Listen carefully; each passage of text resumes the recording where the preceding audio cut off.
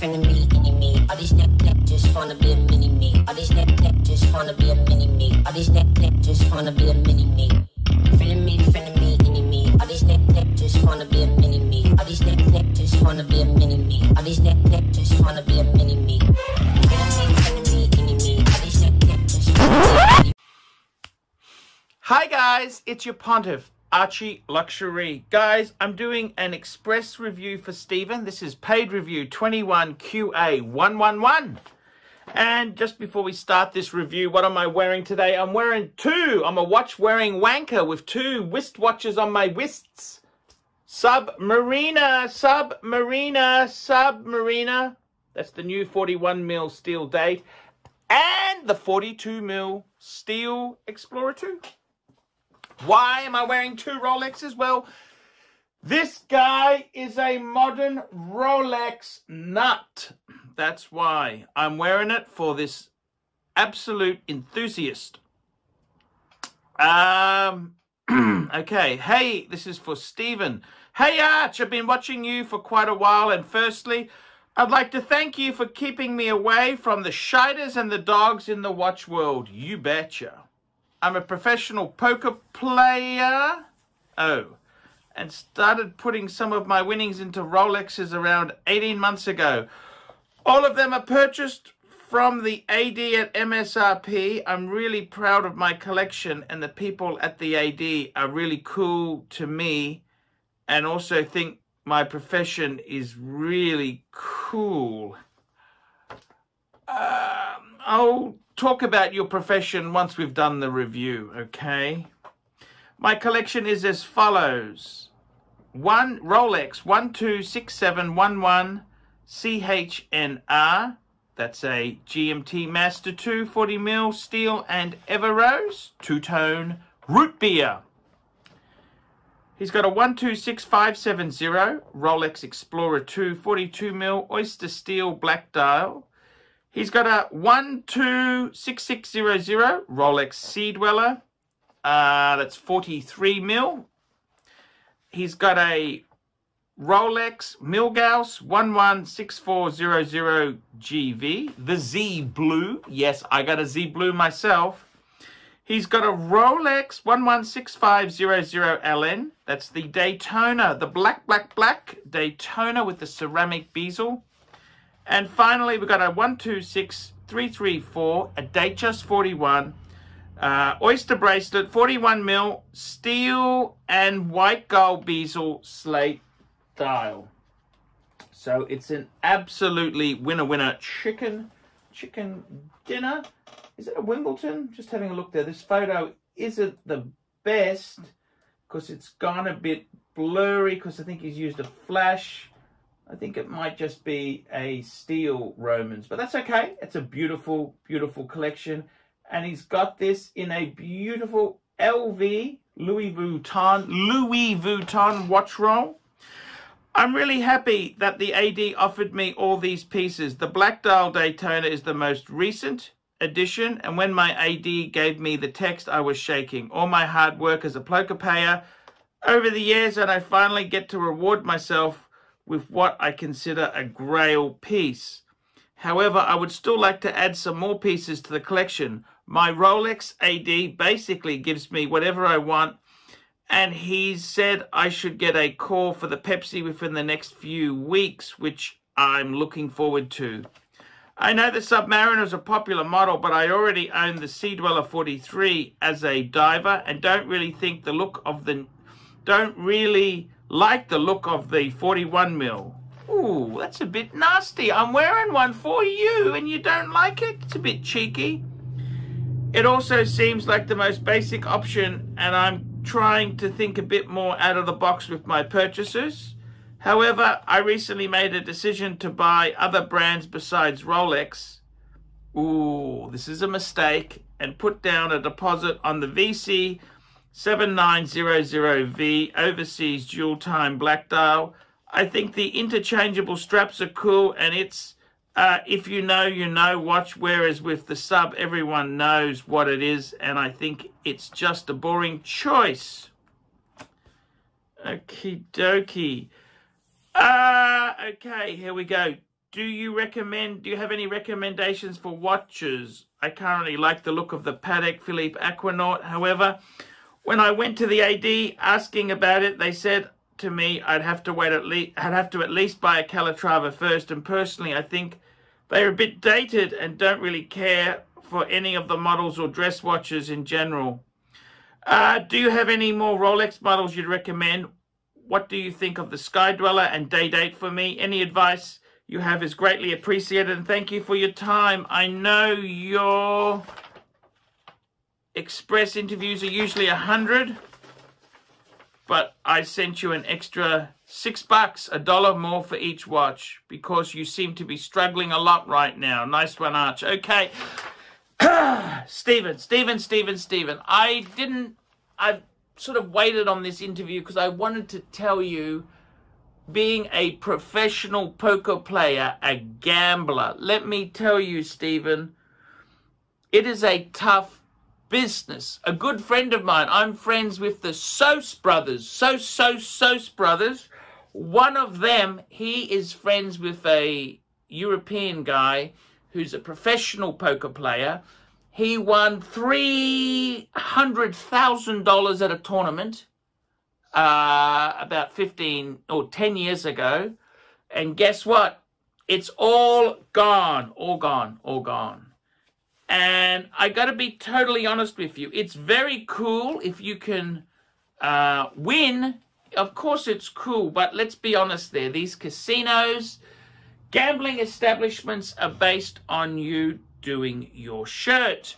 So all I can say, Stephen, is I really do hope you have, some assets in place, a paid off apartment or a house, some savings, because you need to pull the pin on this career eventually.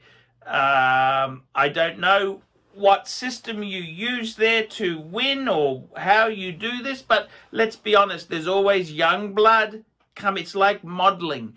You can do it for a while, then you lose your looks. With poker playing, it's extremely high function thinking.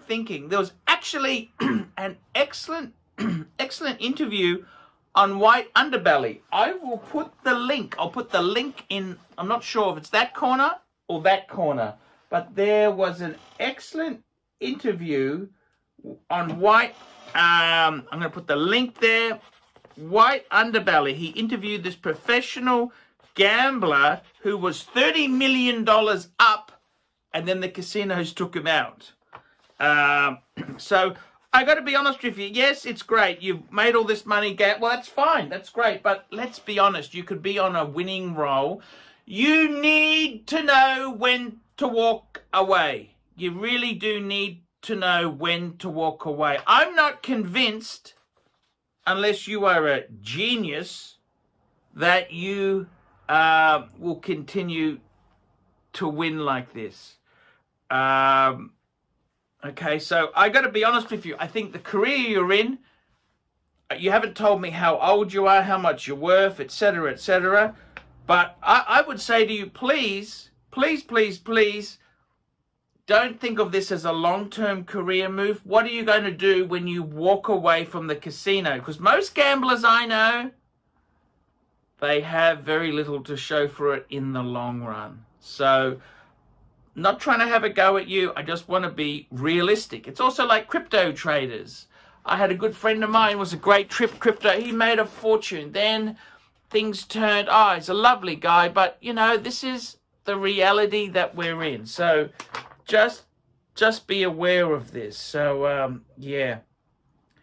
So, okay, now, so I'd say, seriously, have you got a plan when you want to walk away? Because you can't keep gambling, okay? Let's be honest there. You keep there long enough, you will lose your shirt. Okay, so that's the first thing. What do I think of the collection? Okay, you said a few nasty things about my Explorer, so now I can be, my subby, so I can be absolutely brutal with you. Okay, so looking at this collection here, the C, you have the Sea Dweller 43 mil. That's actually a nice watch. It's a bit big. That's what the only criticism. I think it's kind of, but you know what?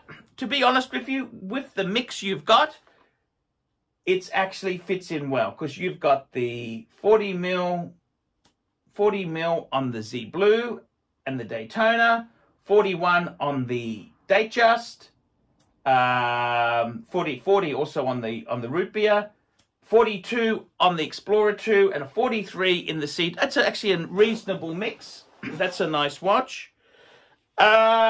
You've got the Root Beer. The Root Beer is sensational as a two-tone. That's winner, winner, chicken dinner. Absolutely winner, winner, chicken dinner. The Black Daytona, they're worth good money. Very, very lucky to have that. Beautiful, beautiful. You couldn't pick a nicer piece. Is the Panda. The Panda's worth more, and I personally like the Panda, but I mean a black, how could you not love that? It's a beautiful watch. Then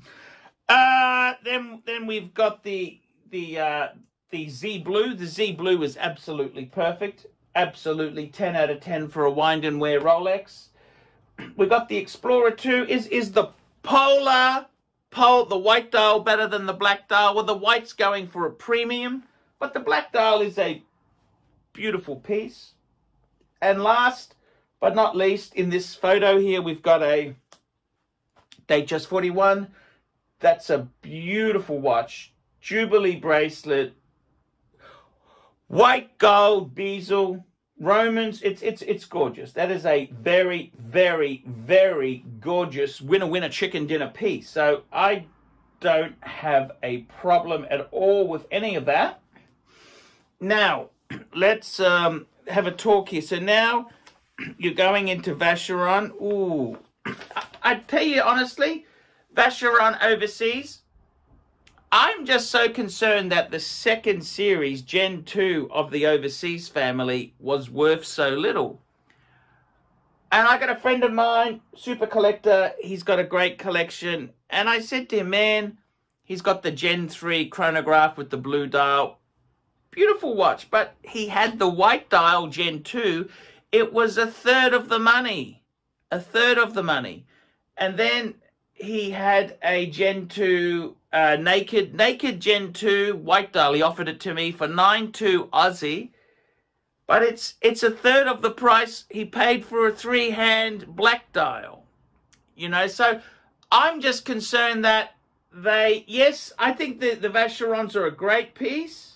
I got to be honest with you, Stephen.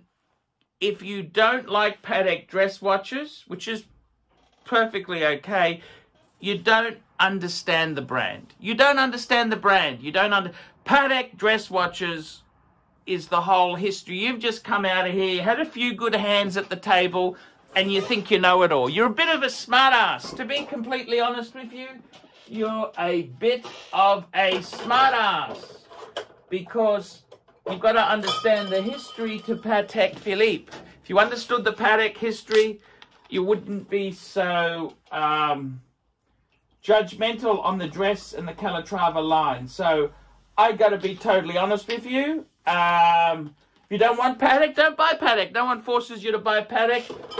The problem with the Aquanaut, it's a very look-at-me watch. It's not really someone who understands horological values of the brand.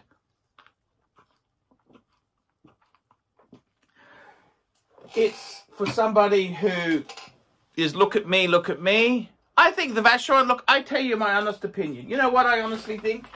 If I were you, my advice to you is you've got a beautiful 7-piece with the Vacheron. Did you send me a pic? I don't think you did. But anyhow, 7-piece with the Vacheron. You know what? I would stop. I would seriously make sure I got a paid off home. I got some savings, because this gambling ain't going to work forever. Okay, poker is a great little hobby thing. It's okay, but let's be honest. Gamblers they don't know when to stop. They don't know when to stop. And it worries me. I'm yet to see gamblers, Amway, multi-level marketing, Amway, gamblers, crypto traders. Well, actually, let's ignore crypto traders. But, you know, those things there, in the long run, how are they going to perform? Gambling is kind of look, I could go on and on about it. I think you've got to set up some bases. So before I started buying more watches, I would actually make sure you got a paid off apartment, paid off car, some money, and you got another career to go to. Because gambling, I don't think you can do this continually. You'd like to. It'd be so cool if you could. Man, you'd be so amazing. But mathematically, it's just not possible. Okay? Okay, I'm sorry. I am sorry. So I'd actually set yourself up. That's what I think you need to do. But beautiful collection. I love it. Get the VC. Don't worry about a Patek. You don't need it. You've got some nice pieces already. Lovely collection. Okay, guys, like, subscribe, and tell your friends. Remember, guys, I can't survive on Google Ads. I need paid reviews to keep me on the YouTube. Without these paid reviews, I would sink and die. Also, guys, you can sponsor me on Patreon. For as little as $1 a month, you can sponsor me, and that keeps me full-time. Without this support, I really couldn't survive. I can't survive on Google Ads or gambling. You can't do it, man. You need support from the fans. Okay, guys, I will see you in the next one. Bit brutal about the 41. I love the 41. The 43, I think, is a bit big. 41 is perfect. It's the James Bond watch. Hi, guys. ArchieLuxury. And who do I recommend in America? In America, who do I recommend for quality pre-owned wristwatches? David SW, David SW, David SW. Go to davidsw.com. He is the best, the greatest pre-owned dealer in all of the United States of America. David SW, David SW, David SW. Hey guys, ArchieLuxury. Who do I recommend for watches in Brisbane and Sydney? Vintage Watch Co. That's correct. Vintage Watch Co. in Brisbane Arcade in Brisbane and the Strand Arcade in Sydney. Vintage Watch Co. Brisbane and Sydney. Ronnie, I've known him since the late 90s. Ronnie is a top bloke. Luke is a great guy. Vintage Watch Co. That is who I recommend in Australia. Check out Vintage Watch Co. and the guys' amazing range of watches. They also do service and repairs. Vintage Watch Co. That is where the Pontiff goes. You know, some of my Pateks came from Vintage Watch Co. That's right, guys. Vintage Watch Co.